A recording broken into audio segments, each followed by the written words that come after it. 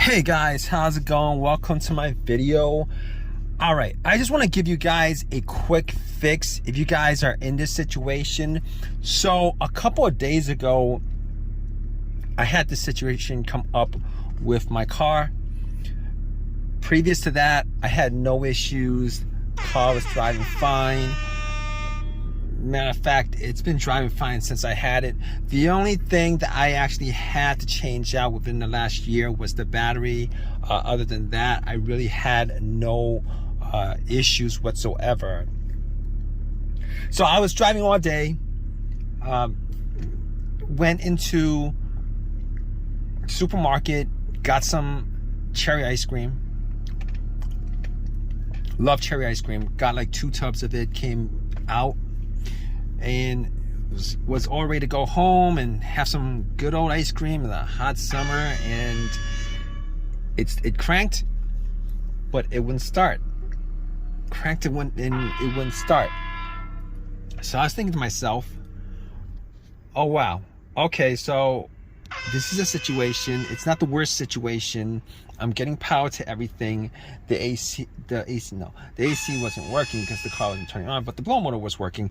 The radio worked. Everything worked, but it just would not turn. It would not run. It wouldn't run. It wouldn't run. So here's this situation. I'm stuck with 2 tubs of ice cream. It's like 95 degrees out, and I didn't want to waste ice cream. So I'm like, all right, let me just do see if I can do a quick fix on this. Hopefully it was a quick fix.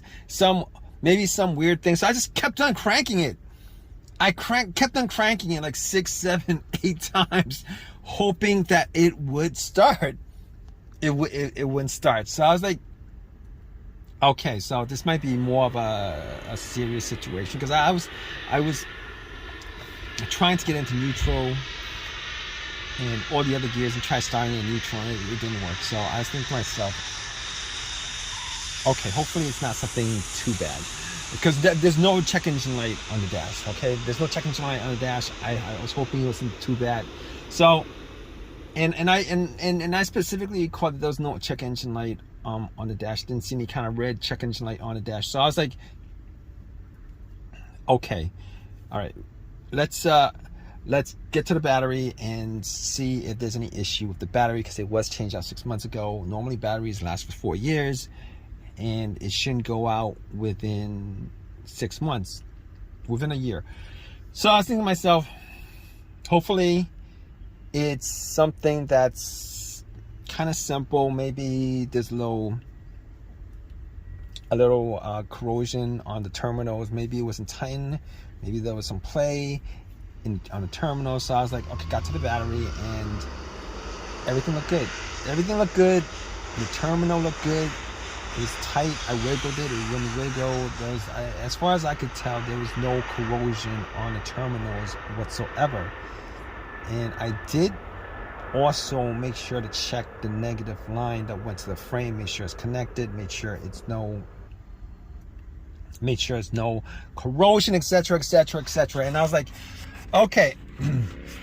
Now I couldn't be 100% sure that it wasn't the battery.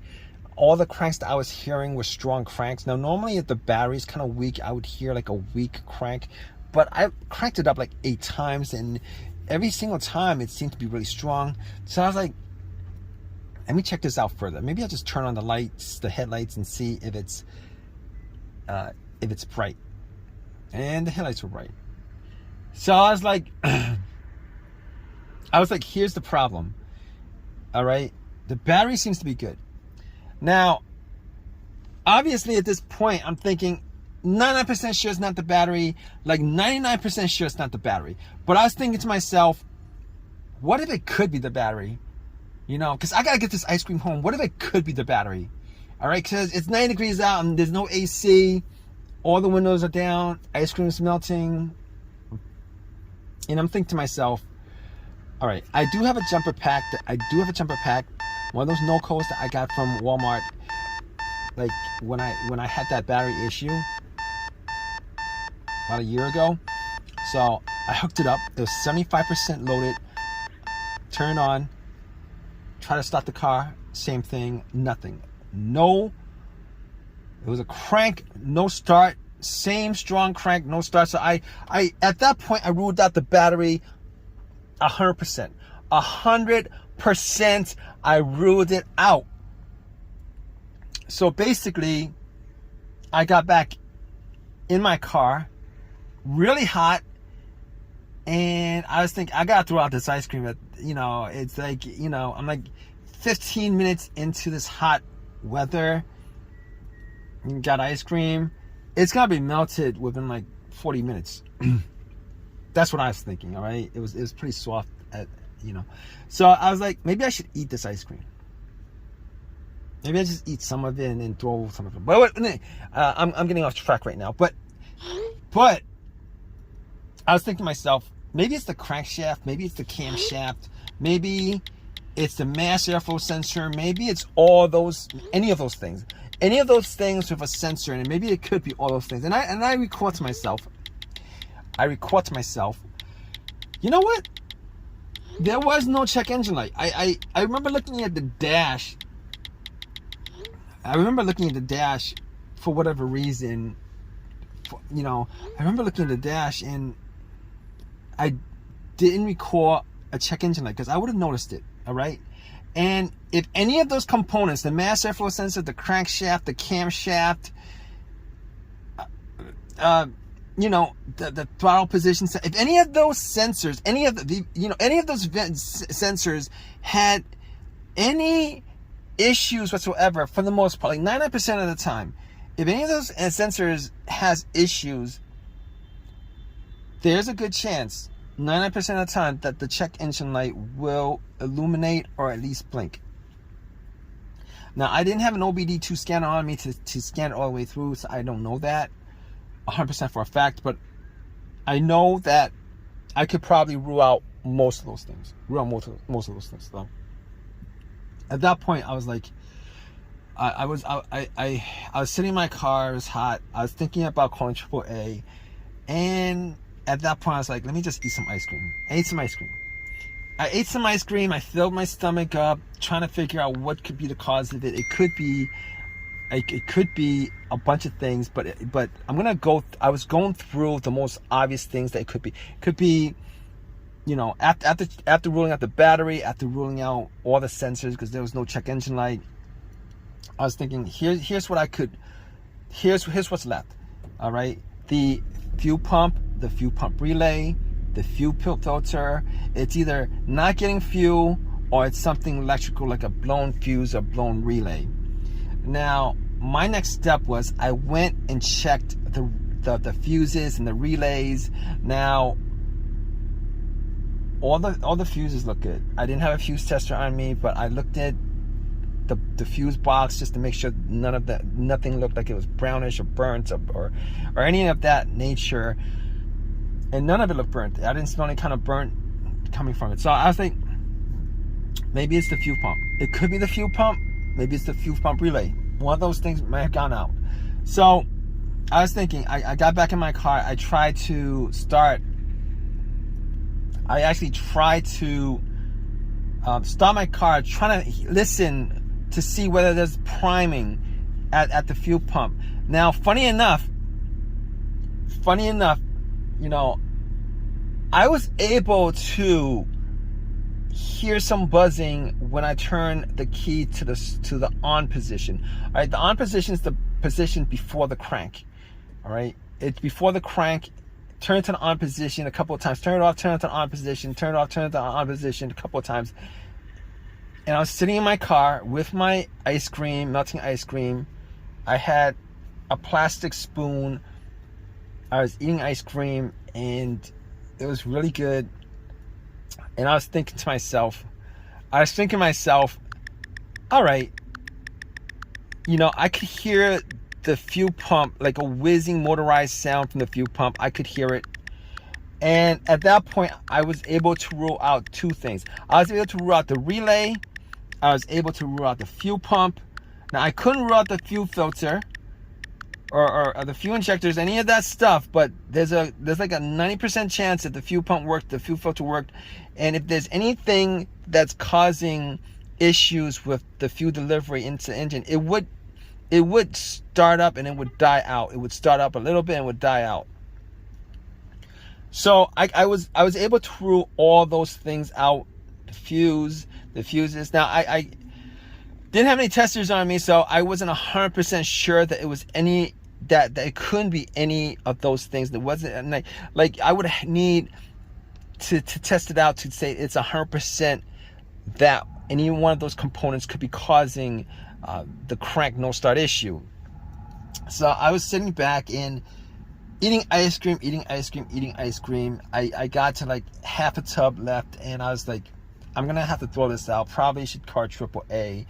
And then I had like a little bit of an epiphany. I was thinking to myself, you know what? I had this issue maybe 5 years 5 years ago on another vehicle. Ran through a lot of the tests, but had it towed, and funny thing is, it turned out to be nothing more. I spent money on towing at that point, and it turned out that it was something that was pretty simple. It was something as simple as the key fob, or the key fob itself not being picked up or recognized by the car's computer, or it was the key fob battery. Now, I've never changed the key fob battery since I had this car, and I wasn't 100% sure whether it was the key fob battery that could be causing the situation, but there is a chance the key fob battery could be causing this situation, particularly if you rule out all the things that I ruled out. So at that point, I was thinking to myself, you know what?